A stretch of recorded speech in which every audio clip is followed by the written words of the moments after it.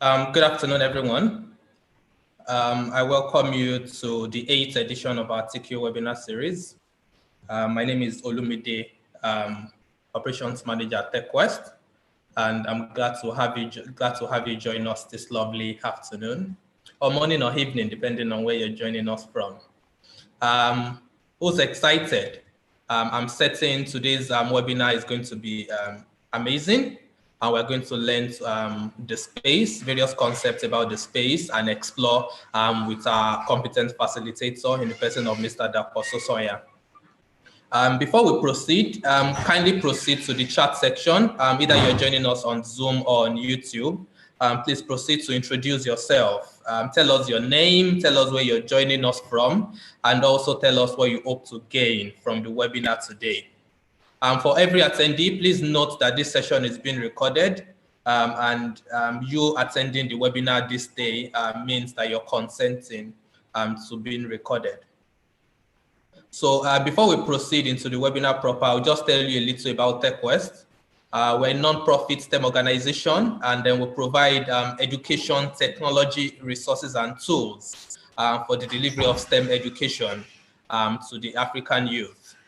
Basically, we deliver ICT, digital literacy, and STEM programs, and our various links are on your screen for you to access.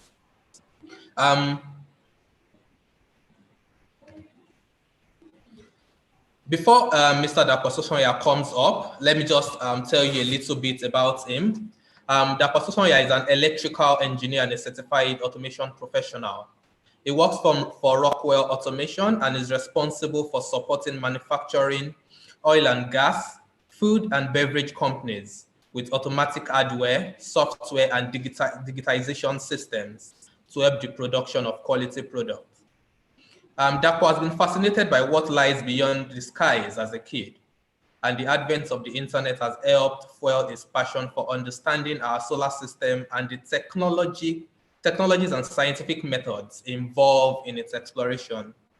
He's also a tech hobbyist and a maker. He builds electronics, embedded system, and computer program. From wherever you are, whether on YouTube or on Zoom, can you please join me to welcome Dapo Sosanya? Mr. Dapo, you can take, the floor is now yours. All right, thank you. Okay, so let me share my screen. 1 second.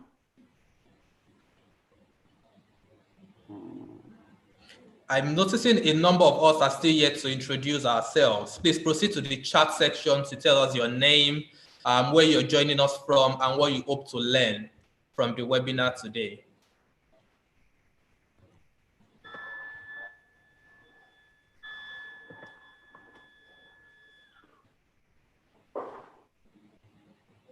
Okay, please let me know when you see my screen.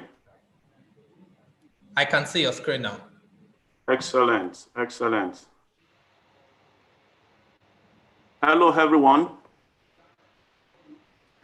Hello. All right. So we have a long way to go, and I just want to dive in straight into the presentation. The subject of space is massive, it's wide, almost as wide as space itself.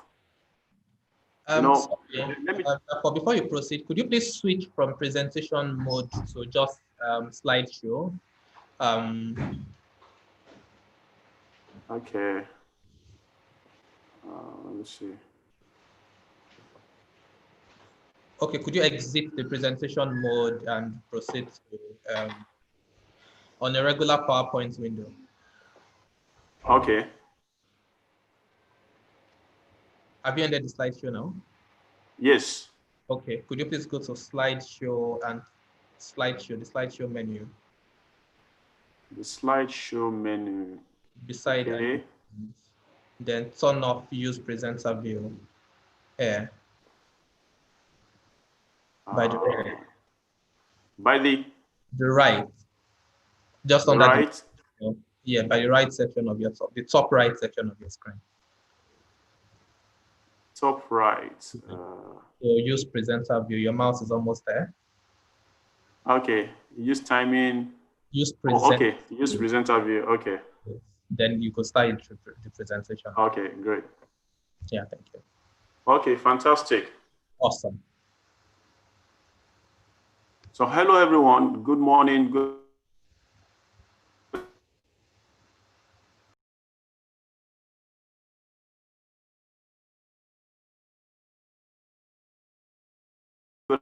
afternoon, wherever you are in the world, and it's very wide. And firstly, I want to appreciate TechQuest I'm passionate about, and I'm excited to be part of this. So let me just start with this. Are you aware that there is a particular spacecraft that has been in space for over 40 years? It has been traveling continuously since July 1977. Interesting. And hello? I can hear you, please. Or we can all hear you. Okay, great. Okay, great. So the spacecraft has been traveling for over 40 years. And it just last year, it just finished, it just stepped out of our own solar system. It's in a location called interstellar space. We'll see all those definitions as we proceed. So it just shows how wide the space is, right? It's almost impossible because even the universe itself, scientists tell us that the universe is expanding. Every year we see and we notice an expansion in the universe, right?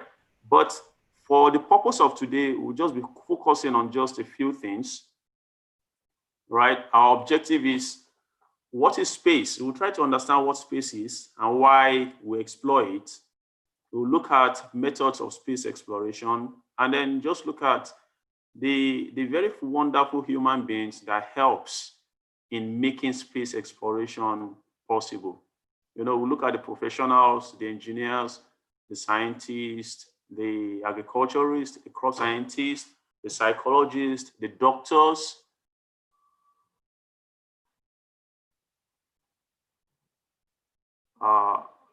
Okay, did you ask me to start my video? Yes, please. Okay, was it off? Oh, okay. I can see your handsome face now. Thank you. Oh, thank you. Thank you. Okay. So we'll look at, we'll just focus on these three items because it's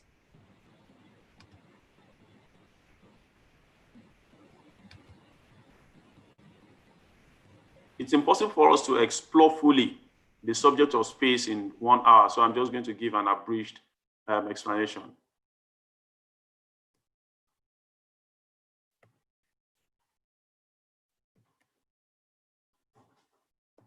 Okay. Okay, so the agenda, I'm going to talk about my space theory, why we explore space, how to explore space, and how can we get involved, right? So meet astronaut or cosmonaut, that's in my mind, Dapo Sosanya. I like to think myself of an astronaut, but unfortunately, I'm an engineer, and rightly, engineers contribute tremendously to putting man and other equipment in space. So I'm an engineer. I specialized in industrial automation.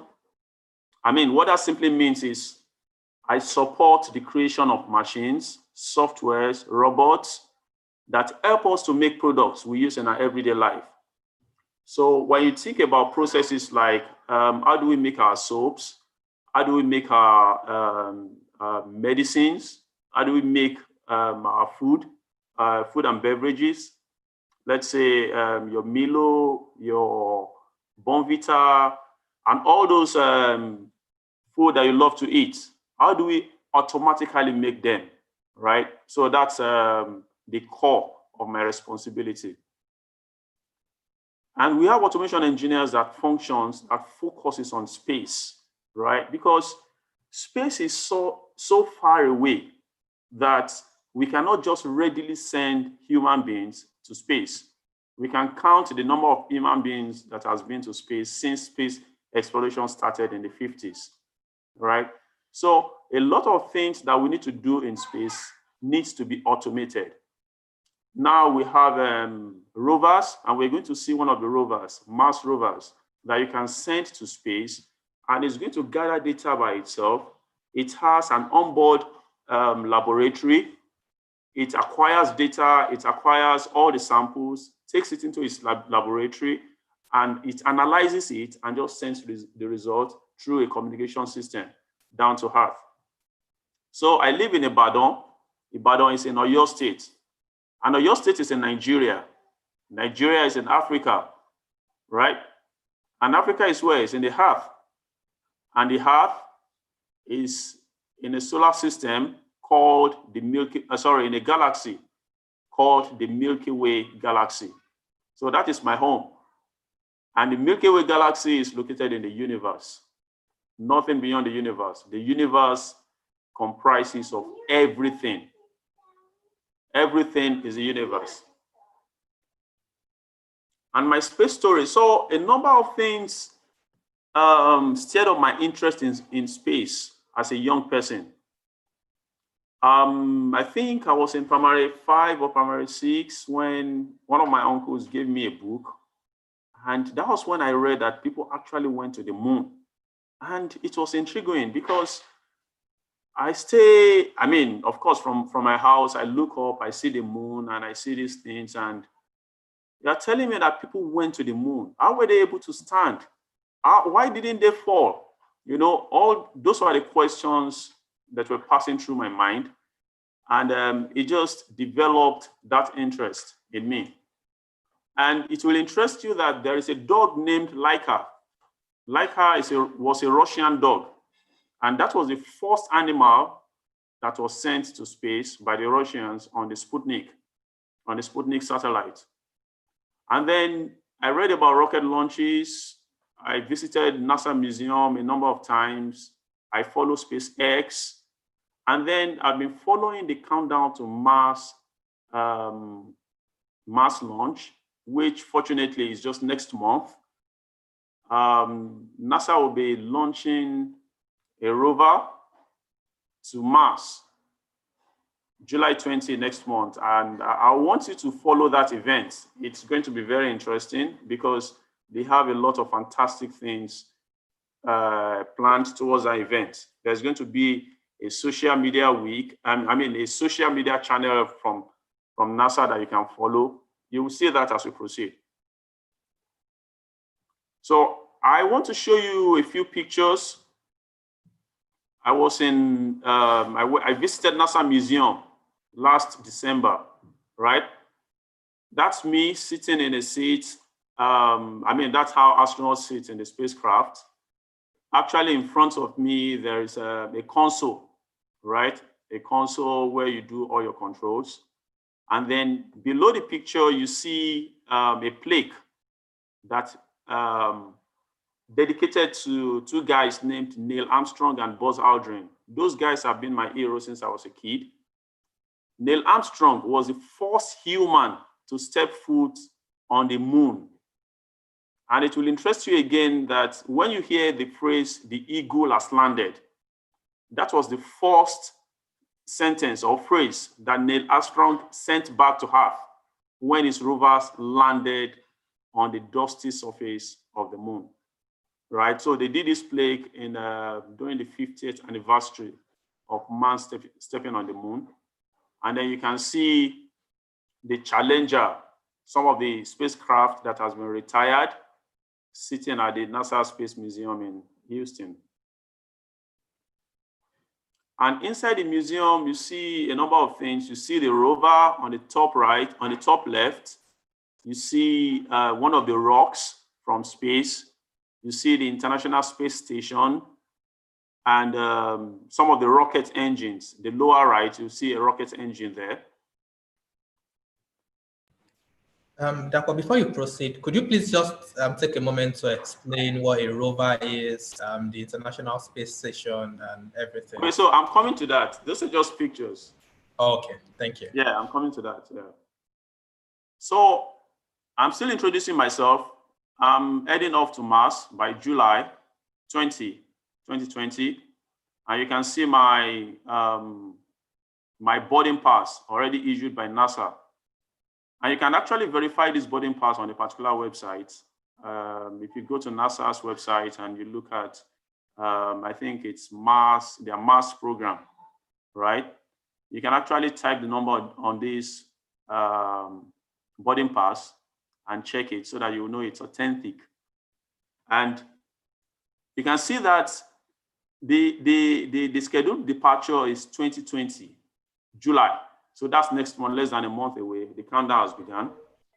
And on the left, if you look at the quick facts, the mission name is Mars 2020.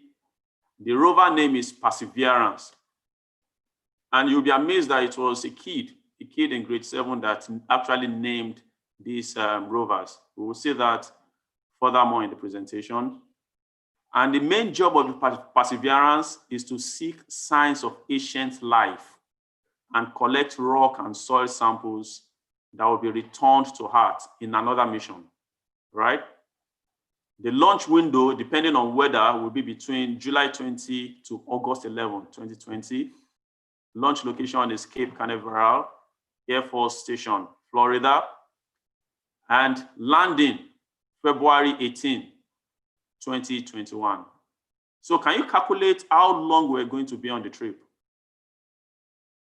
Can you just type it in the chat box? How long will this trip last? If you're flying by July 20, 2020, and we are landing by February, approximately February 20, 2021, how long will that be? That's approximately 6 months. So we will be in the spacecraft continuously for 6 months. And that gives us an idea of how wide the space is. Because Mars, if you have memorized the number of planets in our solar system, you realize that Mars is just the next planet to Earth. And then it's going to take 6 months to travel from Earth to Mars, right? And the mission duration is at least 1 Mars years, which is about approximately 2 years as we measure it on Earth, right? So the rovers will be in space for 2 years, right? And then there is still another equipment called the Mars helicopter. There is a picture of it furthermore in the presentation. Okay, so seriously, I won't be going, but my name will be going. NASA organized this program, I think sometime last year. Yeah, last year, April or May. And then they created a website. And what they wanted to do was just to get people's name globally.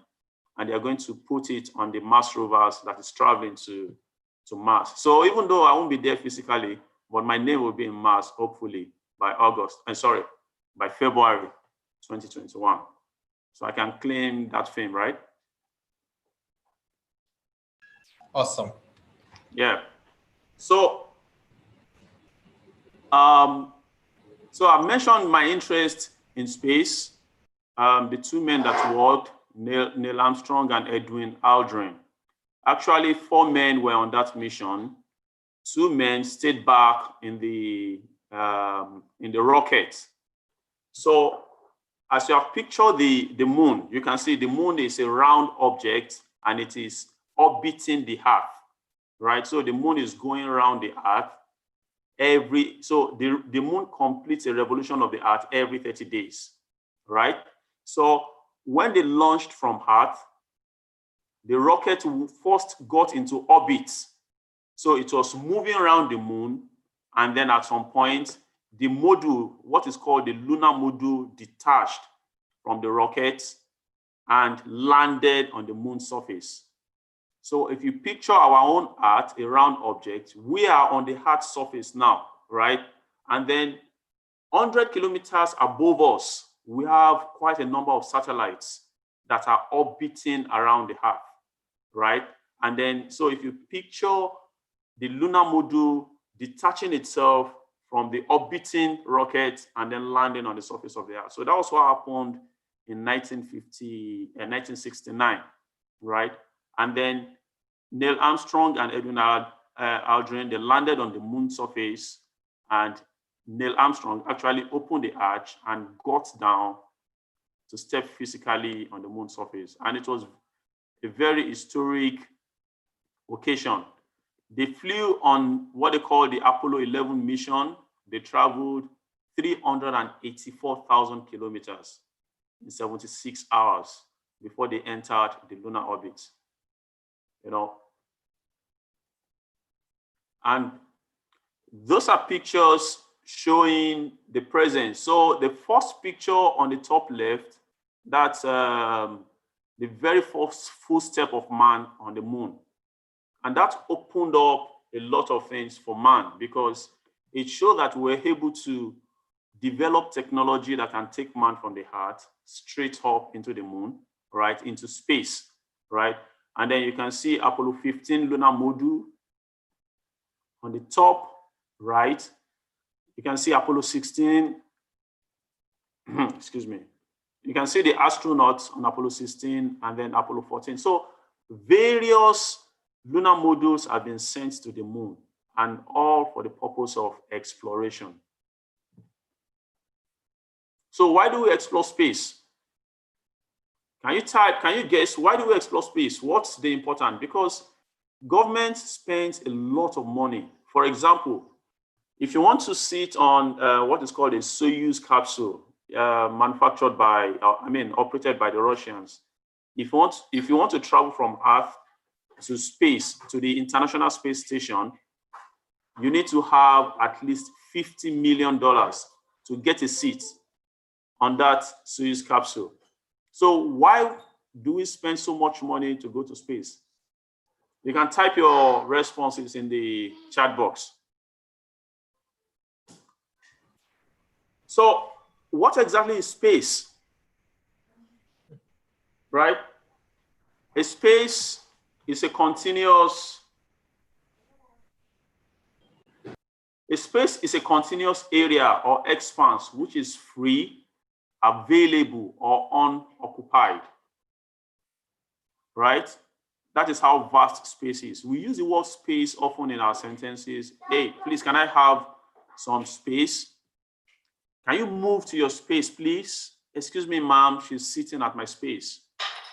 There is a big space in our school where we play football. My classroom has a little space. So those are the words we use to explain space, right? Space is an English word that means a continuous expanse of area that is free and available, which is unoccupied. And that's exactly what we have out there. So to distinguish the space as we use it here to what is out there, we call the one out there outer space, right?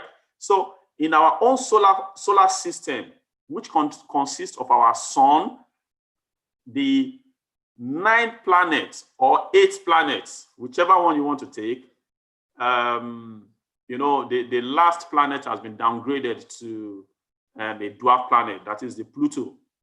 Pluto has been downgraded. So our solar system consists of the sun, the 8 planets, and the dwarf planets, which is Pluto, and all their moons. That is our solar system. And that is where that is what we regard as our space. So that is what we call the outer space. Now, if we go beyond our solar system, that is when we now begin to talk about the interstellar space. That is, a solar system is distinguished by having a single star, and you have a number of planets revolving around the star. Just like we have the sun, which is a star in our solar system, and then we have all the planets revolving around the sun. So that's our solar system. And that's a picture. Sorry, Dapo, before we proceed. Okay. Everyone, if we have questions, please, we're tracking the chat sections on both Zoom and YouTube. So if you have questions at any point, please just go to the chat section and drop your question, or attend to them in due time. Thank you. All right. So you have, that's a picture of the Earth as taken from space, from outer space, right? NASA has a massive database of pictures of our Earth, and they are continuously taking pictures, right? Because we have satellites up there that are consistently taking pictures of our Earth. And they acquire all of those data and they use it to support, so for example, weather prediction is as a result of the data we are able to gather from space.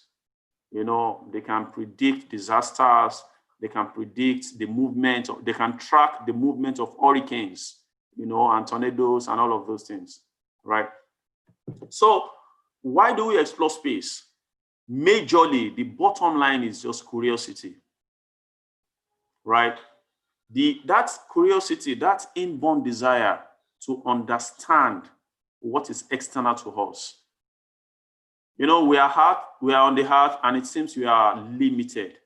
But we have that desire to look up into the sky and say, okay, beyond the clouds we are seeing, what exists there? Is it possible that there is other civilizations aside from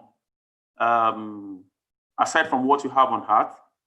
Is it possible that there are other planets that has more advanced technologies compared to what we have on Earth? That's essentially what we are trying to discover by doing space exploration. And one of the consequences of exploring space is that major technological breakthroughs has happened as a result of trying to solve the problem of entering into space, right? So we have major technological breakthrough that is now benefiting us on Earth, even though it was designed to access outer space. So that's our solar system. You can see, I'm sure you probably you're familiar with this. You can see the sun. You can see all the planets and planet Earth, and you can see the moon. So some of these planets have their own moon rotating around them. And you have the planets themselves moving around the sun. And this is what makes a solar system, right? So essentially, like I mentioned earlier, the sun is a star on its own. And guess what? There are billions of stars in the universe, right? So there's still a lot of work for man to do. And we need a lot of professionals to get into space exploration. It has been demonstrated that there are possibly some valuable minerals up in the space, and you know, nobody knows. The journey to Mars, for example, there is a desire by the US government to put man on Mars by 2025. So there is a present spacecraft orbiting Mars as we speak, acquiring data, you know, and sending back to the Earth. Now, how is space explored? So space exploration is the use of astronomy. Astronomy is when you sit on Earth and you use powerful telescopes to peep into what is in space. And a lot of things has been discovered through the use of astronomy. Through the use of these telescopes, observatory points, and so on. You know, so we use astronomy and space technology to explore outer space. While the exploration of space is carried out mainly by astronomers with telescopes, its physical exploration is conducted by unmanned robotic space probes and human space flight. So the order is this: if we get interested in exploring Mars, for example, one of the first things we're going to do is we're going to develop what we call a flyby spacecraft. And then we send it to go into that orbit. So if you picture someone coming to your house, but the person is not entering your house, the person is just moving around your house. taking all the pictures from outside, right? That is what the Flyby spacecraft is. Let's continue. I mean, that's it's a question that we need to answer. I mean, very intriguing. How does man get into space? How does man defy gravity? Of course, you know that gravity is that force that when you jump, it pushes you down, right? But here you have a man floating in the air. How can that happen? Right? So different methods of space exploration. We have the rockets. The rocket, for every space exploration, the rocket is essential, right?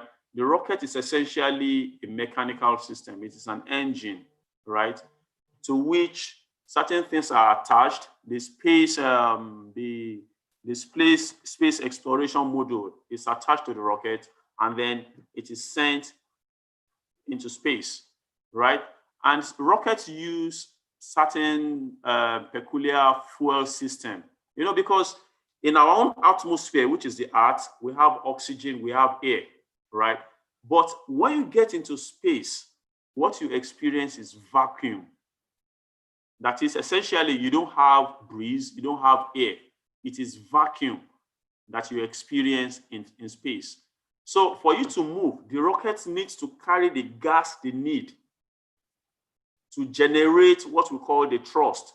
That is, if you have a balloon, right, and you fill it with air, and if you release it, you will see that the air will escape on one side and the balloon will move to the opposite direction.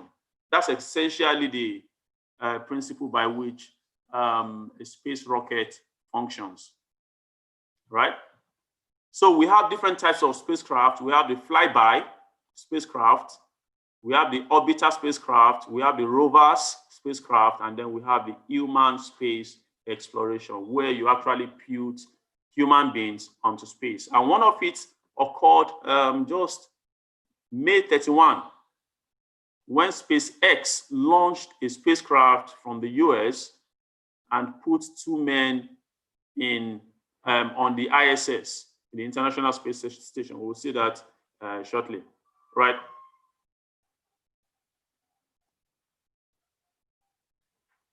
So a spacecraft is a vehicle used in outer space for exploration and for research.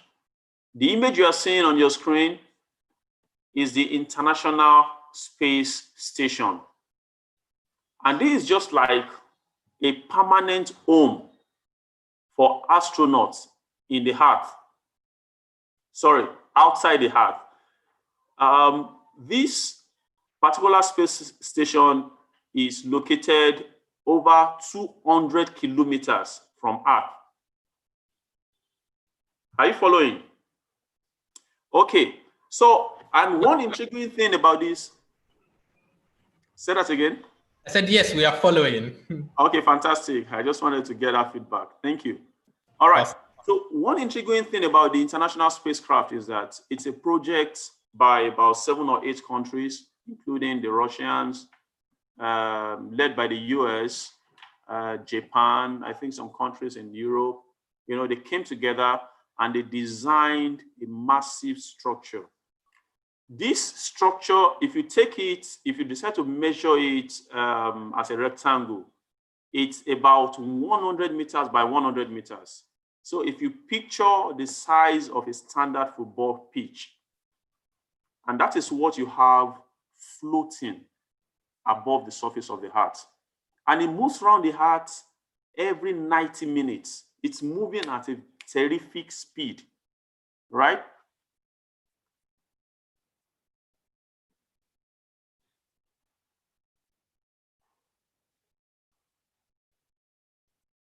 Yeah.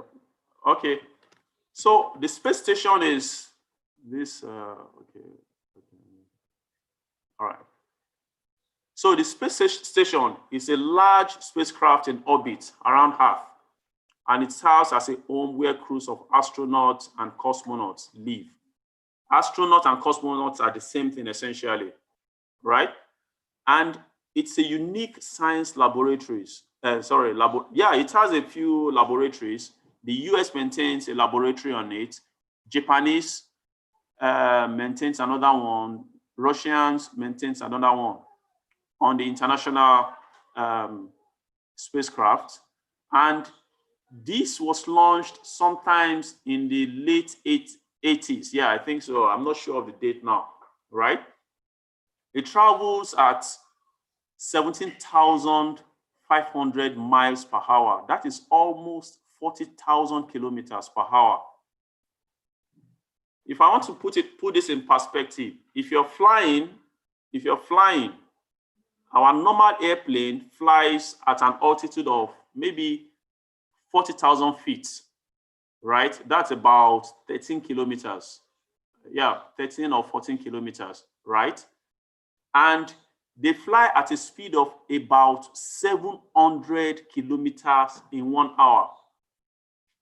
But this spacecraft is flying at almost 40,000 kilometers in 1 hour.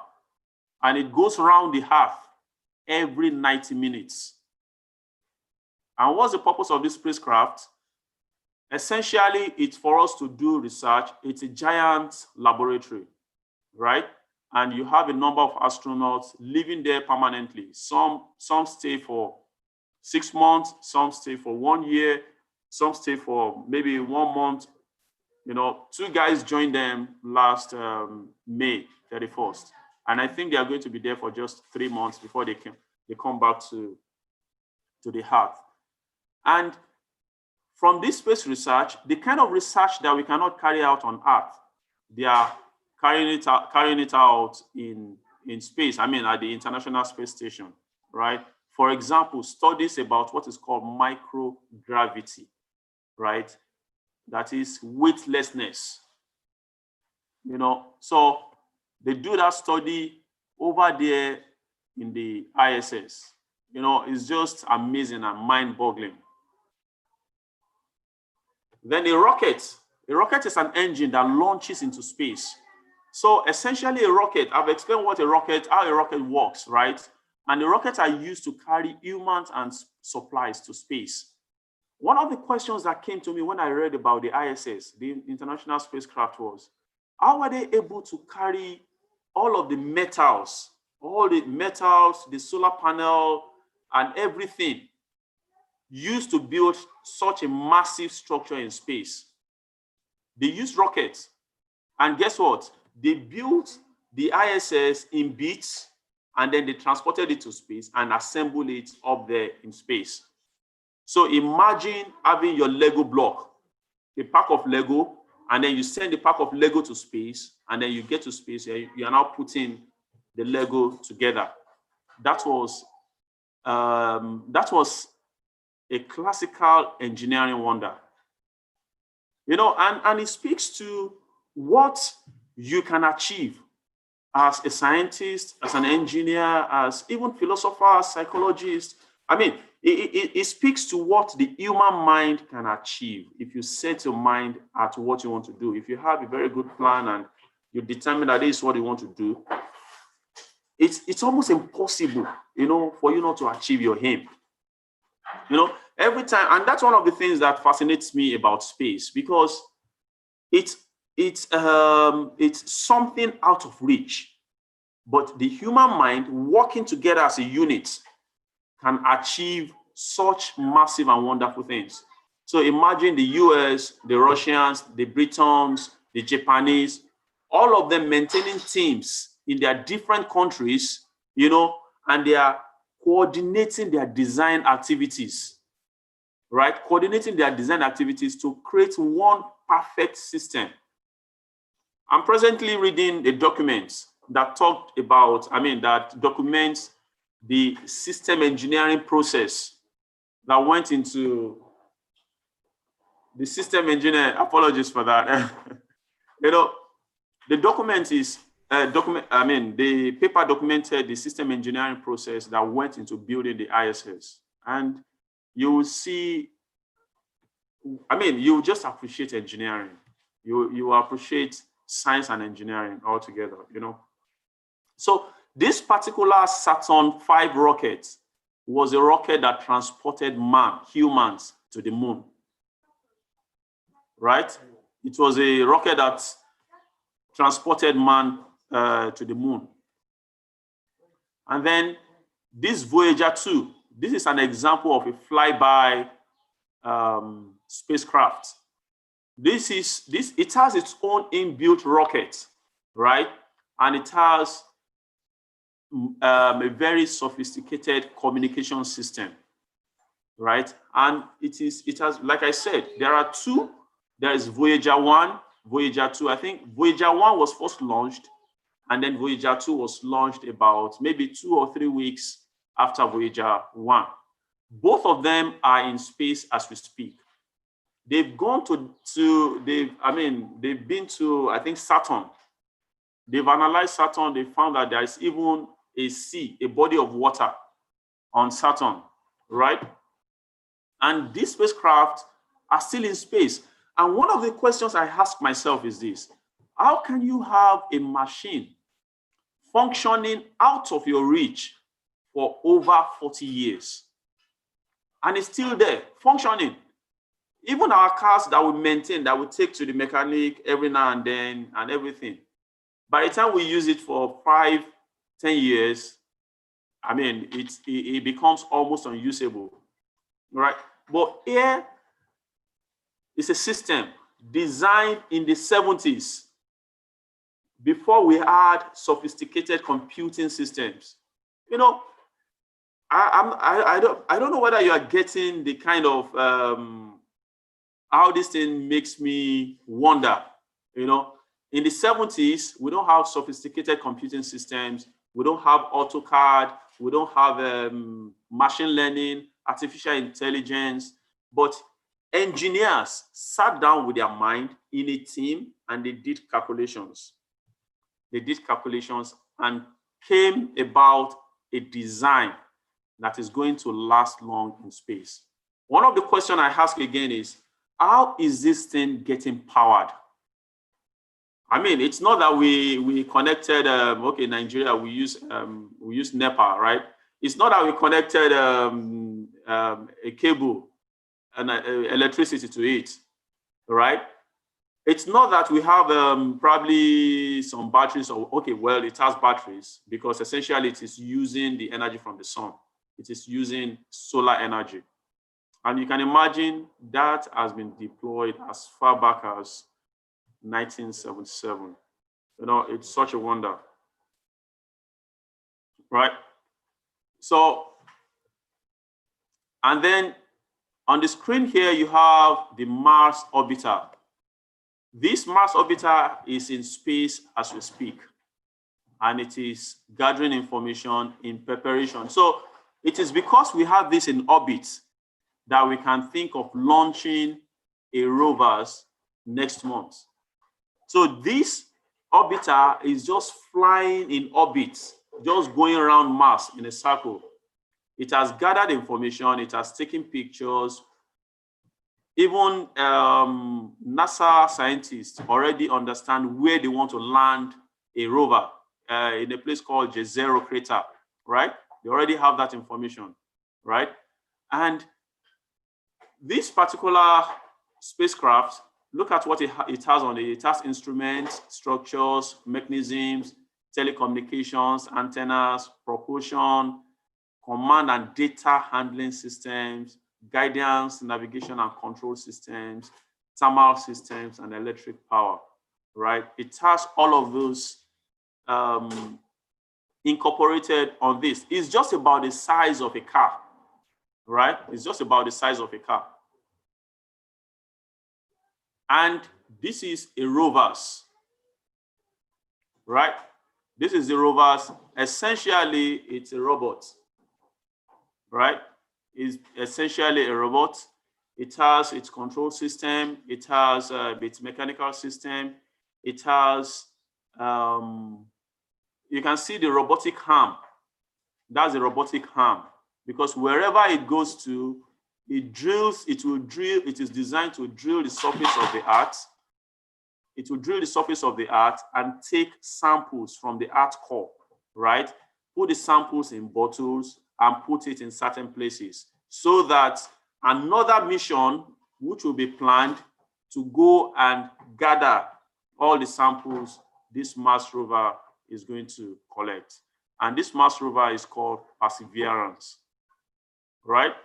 So this is going to be launched between July and August, depending on weather. The actual launch date is July 20. If weather permits, they are going to launch that particular day. But within that range, between July and August 11, actually, right, these rovers will be launched to space on a rocket. And it's going to happen at Cape Canaveral Air Force Station in Florida. It's going to land on Mars February 18. Spend 1 year, that is 2.5 years, on Mars exploring. And it is aiming to seek signs of life, not necessarily to find human beings, but it wants to understand if plants can grow. Do we have proteins or algae, right, on Mars? You know, so there are biologists that are working on this mission, right? All they wanted these rovers to do is to go to Mars, gather the data, and then send it down, right? So it's going to gather rocks and soil samples that will be returned to Earth on another mission. And this is a simulated view of how the Mars rovers will be landed on the surface of Mars, right? So picture, how am I going to explain it? This is called a crane. So from the picture you're seeing, that machine at the top is like an air crane, right? And it is holding the Mars rovers itself by ropes, and it's going to slowly drop it on the surface of Mars. And once the Mars rover gets on the surface of Mars, it will deploy itself. And then there are engineers on Earth that will be doing the control. And then another device that will be used on Earth is what is called the Mars helicopter. I hope you can see my screen clearly, right? So the helicopter is designed to fly in thin atmosphere of Mars, right? And then, by the way, the nickname of Mars is the red planet, right? The red planet has lower gravity, about 1/3 of Earth, but its atmosphere is just 1%, 1% as thick. So it is much harder to generate lift. Our normal helicopter that we use on Earth requires a thick atmosphere, so to speak, that is a dense atmosphere because of our wind, our breeze, the component of our atmosphere. Blades can generate lift to lift an helicopter and its content up. But in Mars, there is a thin atmosphere. So this is a specially designed helicopter, you know, to achieve that. And this was this was designed by a division of NASA called the Jet Propulsion Laboratory, which is, part of a university in, Caltech in California. So how to get involved? Any questions so far? Hi, Dapo. Yes, we have about a couple of questions. Let me just take them. One is from Stella. Stella is on Zoom. She asked, my question is, when did we humans explore outer space? I'm thinking, when did we start exploring outer space? And the second question is, how does the spacecraft get air? Okay, so when did we humans explore outer space? The interest in outer space has been on thousands of years ago. But the first man-made object to get into outer space happened in, I think, 1959. No. Yeah, I think it was 1959. I'm mixing the date now, but it was done by Russians when they launched a satellite called Sputnik, Sputnik, into space. Sputnik carried the dog called Laika. Unfortunately, Laika died within 7 days. So technically, Laika was the first animal from Earth to get to space. But that was what triggered the renewed interest in let's even get there. So before now, we have had astronomers. They study stars, they study the movement of stars, they study seasons and all of those things. So they've been doing space exploration by inference. That is, they stay on Earth, they look at data, right? Gather the data and then do an analysis. And then they say, okay, this is what it is. There was a time in our history when scientists believed that the Earth was flat, right? At some point, they realized that the Earth was actually round. And evidence of that abound from pictures that has been sent from space. So that was how we started exploring outer space, right? And in actual fact, what we have just been able to explore in the so-called outer space is our solar system. We have not even done the exploration of the interstellar space. That is the separation of solar system from solar system. We have not even touched that. And what was the second question? The second question was, how does the spacecraft get air? You know, when you were trying to explain the thrust, that gas would escape from one side and the object would move to the opposite side. Okay, yeah. So one of the immediate function of a spacecraft in our atmosphere is to carry this. One of the immediate function of a rocket in our own atmosphere is to carry the spacecraft outside Earth's gravity. And that is achieved when the rocket is able to travel 100 kilometers. That is the scientific definition of space.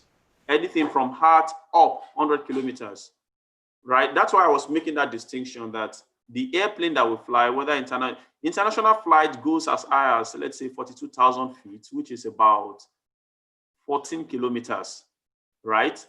So, but by the time you now go from 14 kilometers upward, 100 kilometers, then you enter into space, then you will have escaped the Earth's gravity.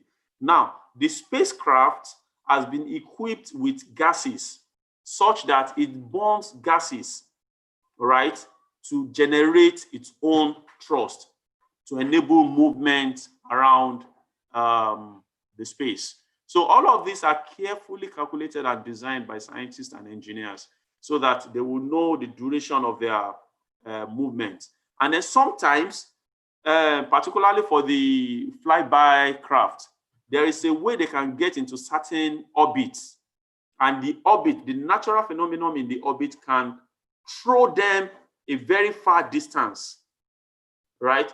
So all of these are scientific techniques that are being used by NASA to move different crafts across space. Awesome, thank you. There's another question from Sean on Zoom. Sean asks, what are the criteria to know when exploring a planet? How do you know that a planet it can be explored, if I can rephrase like that? Well, so firstly, even if I was the one taking the decision, I'll look at Earth. I already know, for granted, Earth is habitable, right? And then the nearer you are to the sun, the closer you are, the hotter it gets. So Venus, which is before Earth, is very hot. And then Mercury, which is closest to the sun, is super hot. Life cannot exist in Mercury as we know it today. So it depends on my purpose for exploration. If I am looking for life, signs of life, or probably for other civilization, it makes sense for me to go and look at Mars. Mars is a bit further from Earth. That is it's much more further from the sun. So which implies that it will be colder than Earth, and maybe there will be life. And then recall that I said when you begin your exploration of any planet, the first thing you do is you send what is called a flyby spacecraft.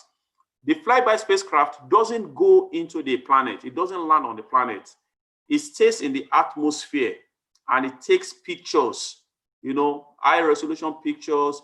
It tests the air around the planet and all of those things. And then when scientists on Earth get this data, they run it through various computer analysis, and they do simulations to arrive at a reasonable conclusion of what is happening on that planet. And they can now take a decision whether to proceed to land on the planet. So, like I said, the spacecraft that is presently flying around Mars, it has gathered all the data, right? And then scientists now believe that it is reasonable we can land on Mars. That is why the Mars 20 mission was defined and is going to be executed next month. Awesome. So that is the process. So by the time the rovers does its own exploration, and we see that, okay, if we land our aircraft here, humans can actually step out. Because one of the things they consider is there is something called radiation. Radiation can cause acute oxidation of human skin. I mean excessive radiation. So it can cause oxidation or kill you. Let me just use that term. It can kill humans. So one of the things the Mars rover will investigate is will humans be exposed to radiation if they land on Mars? So, the Mars 20 robot is just a robot. The rover is a robot. So if we lose it, well, it's okay. We can build another one. So we don't want to risk it. But once the Mars robot sends data down and we are sure that there is no radiation, there are no wild animals, don't mind me, I'm just kidding, that can harm human, then the next thing is, so even now, tentatively, we have set a date of 2025 to put man on Mars. So that's the process of exploration. Thank you. Hello, everyone. It's looking like we might extend beyond our 4:30 p.m. limit. Please bear with us. We'll begin to gradually wind down the session. But we'll want you to know exactly how you yourself can get involved. So let's proceed, please. Okay, I'll try to be as fast as I can. So look at this guy. This guy is a 7th grade pupil in the US, right? And so what NASA normally do is when they have a program like this, they try to get the public involved, and they do that globally. Excuse me, right? So they do that globally. They open it globally. Like that boarding pass I showed you, I think there are about 4,500 Nigerians that register to get a boarding pass. I know I advertised it when I got the information that time last year, right? But I'm just going to read this. So curiosity, insight, spirit, opportunity. These are names of past rovers that has been used in exploring space, right? If you think about it, all of these names of past Mars rovers are qualities we possess as humans, right? As humans, we are curious, we have insight, we have a spirit, we love opportunities, right? So we are always curious and we seek opportunity. We have the spirit and insight to explore the moon, Mars, and beyond. But if rovers are to be the qualities of us as a race, we missed the most important thing, which is perseverance. We as humans evolved as creatures who could learn to adapt to any situation, no matter how harsh. We are a species of explorers, and we will meet many setbacks on the way to Mars. However, we can persevere. We, not as a nation, but as humans, will not give up. The human race will always persevere into the future. So this was an essay contest organized by NASA for pupils globally to suggest names for the Mars rovers. And this guy won the essay contest. So he named the rovers that will be sent to Mars next month. And I mean, it shows that the US is actually trying to get even young people involved, because you guys are the future, right? You guys are the future. You guys are the one that will take us beyond the next frontiers of knowledge, you know, and you need to begin to take that responsibility seriously even from now. And the other way, another way you can participate is to get involved in NASA programs. You're going to learn a lot. It's a massive, NASA has a massive trove of information suited for your age, whether you're in primary school, whether you're in secondary school, or even in the university. If you bookmark NASA site, right, and you give it priority over social media, you know, you're going to learn. I mean, I promise you, you're going to learn a lot, right? So this is one of the programs they run just to get people involved and to educate the people on their activities. And then I want to mention about the Nigerian Space Agency. So in Nigeria, we have a space agency called NASDRA, right? And then NASDRA is supervised by the National Council of Space Science and Technology. So we have space scientists and engineers that work in Abuja, right? And we have actually launched a few satellites. The NICHCOM Sat-1 failed. Yeah, so in the same spirit of perseverance, even though it failed, it doesn't mean that we are failures or we are not brilliant, right? Bottom line is that we're going to persevere. We're going to try again. We are not going to allow the failure, you know, to push us back. We are not going to give up on the failure. We're going to try again. So presently, we launch our satellites from China. Nigeria as a country is negotiating with Russia and China to put a Nigerian on space for 2021, right? That is still ongoing. We don't know who that person will be. I wish it was me, but I'm not sure they will accept someone like me. So you guys are the future astronauts, you know.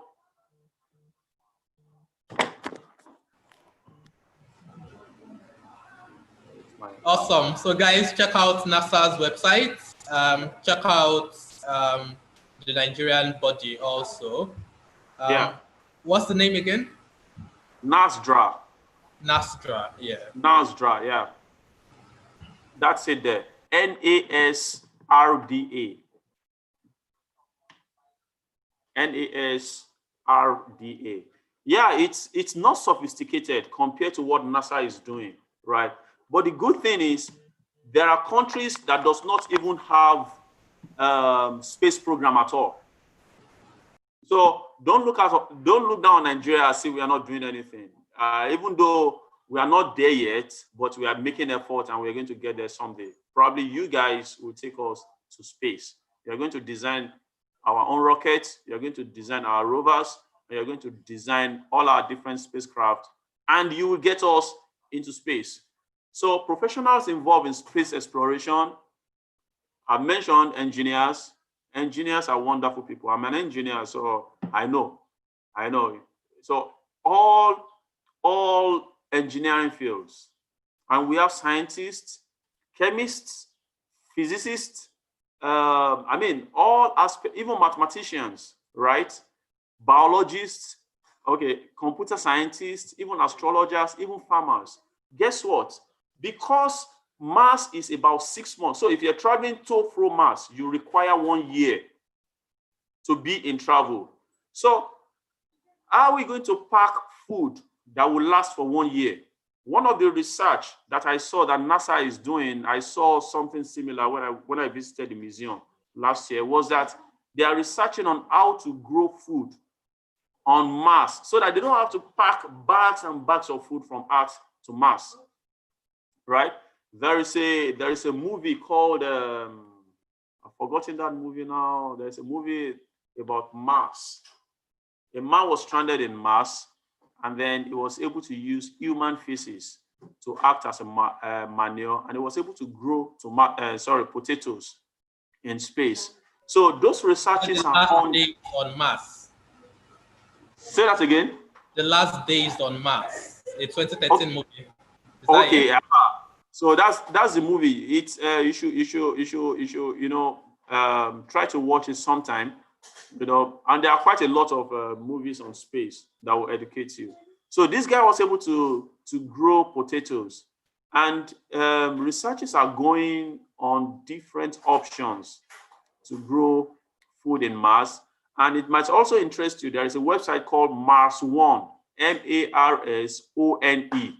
It's an European organization that is trying to mobilize people that want to relocate to Mars permanently. People that they don't want to come back to Earth, they just want to fly from Earth, move to Mars, and then stay there. So you should check out that website too, Mars One, MARSONE. Thank you for listening to me. I mean, it was exciting for me to have this opportunity to present to you. I'm so passionate about the issue of space and of technology. And I appreciate what TechQuest is doing once again. And I thank you all for your patience in listening to me. And I hope I've been able to motivate you or convince you and not confuse you about this issue of space. Thank you. So if you have any question, we can take a few before we call it a day. Thank you so much, Dapo. Before we go, there are just a couple of questions. There's Oreski on YouTube. Oreski is asking, why is it better to explore Mars than Venus? Well, I'm not saying it's better. It depends. The aim of the exploration is what determines where we explore. So if we're exploring for life, for example, we know the conditions, even on Earth, that support life, right? And then we have data on Mars and on Venus, right? And then we have limited resources. So it is the analysis of the data we have that will help us to prioritize where we are to spend the money, right? Well, for some fluke reason, we might be wrong. Our data might be wrong. We might get to Mars and not find life, and probably eventually we focus on Venus and find life. But it is not presently probable that there will be life on Venus. If that is our aim of exploration, then that is how we arrive at such a decision on which to explore. Okay, thank you very much. Hello, everyone. Could you please take a moment to fill the polls? If you're joining us on YouTube, please visit the link on your screen. That's tqstem.org/ESS-feedback. If you're on Zoom, please take a moment to answer the questions, the webinar polls on your screen currently. Yeah, just one final question, and we are going to call it a day. So who's that going to be? I'm going through the chat box now to take the final question. Okay, there's a question from Mahuba on Zoom. Mahuba is asking if sound travels faster in space. Which travels faster? Does sound travels on Earth or in space? So, okay, so I don't have a scientific answer, but if I draw back on my personal knowledge, sound will travel faster on Earth than in space because there is vacuum in space. What causes sound? Sound is when you make patterns on a wave, right?